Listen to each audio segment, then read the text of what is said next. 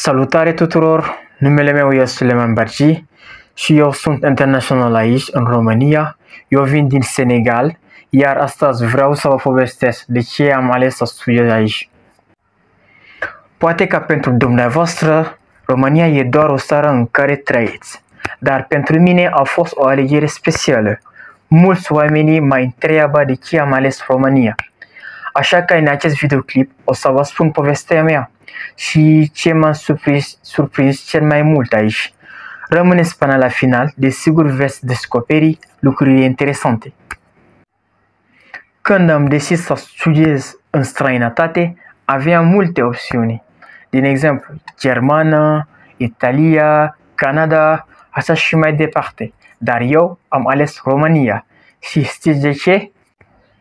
România are unele dintre cele mai accesibile taxe universitare din Europa. În alte țări trebuie să plătiți mii de euro pe an, dar aici puteți studia la un nivel foarte bun, adică foarte puternic, la un preț mult mai mic.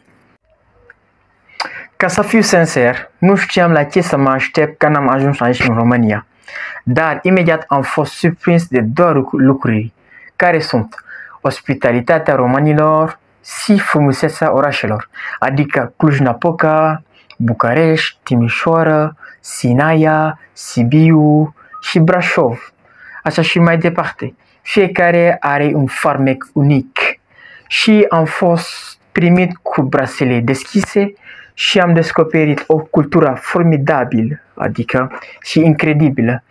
Nu mă așteptam la asta. Dar hai să vorbim despre ceva foarte important, adică viața de studenți. În România, universitățile oferă programe de studii în mai multe limbi, adică în română, franceză, germană și engleză. Acest lucru este un mare avantaj pentru studenți internaționali. În plus, costul de viață este cel mai ieftin decât unii țări europene. De exemplu, chiria și mâncarea sunt cele mai accesibile comparativ cu Franța sau Germana. Dar știți ce m-a surprins cel mai mult aici în România? Că românii sunt extrem de prietenoși și mereu gata să te ajute. Ca să fiu adevărat, când am ajuns aici, nu știam să vorbesc limba dumneavoastră și m-am pierdut pe un oraș, scuze. Dar datorită Dumnezeu, cineva vine să mă ajute, adică din fel mâncarea românească, de exemplu ciorba de burtă, sarmale, așa și mai departe, și mici, pot să zic eu.